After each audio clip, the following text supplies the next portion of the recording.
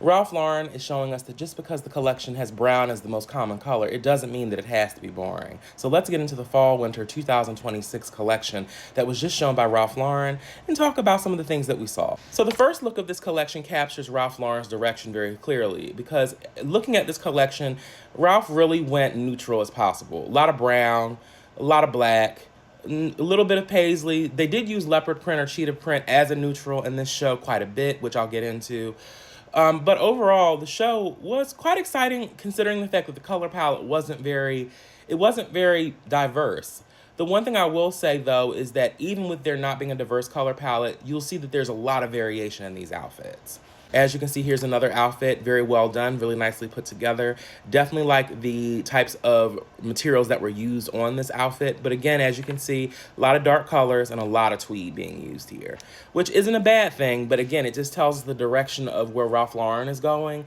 And also as far as American fashion, what we're looking at as far as trends. Here's another outfit that heavily features the use of tweed. And as you can see, it's really well done. I actually do like the way how it's put together.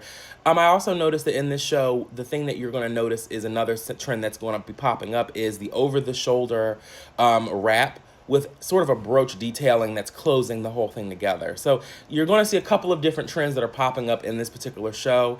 And this is the first one of them that I definitely did see that stood out to me.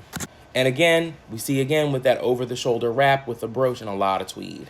Now, Ralph Lauren did ensure to give us a little bit of velvet, and a little bit of velvet he did give. This is really, really nice. It almost reminds me of a dress that comes out of the 70s. And even with the way how this model is styled in the hair, it reminds me of the 70s.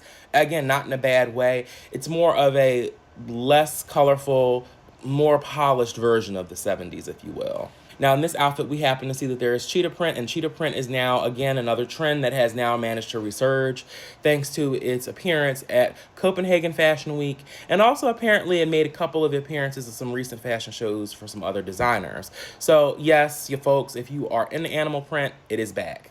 It is back. What I will say is that I don't like this outfit and how it was put together. I personally think that the pants could have been with a different top, and the actual top itself could have been with a different bottom.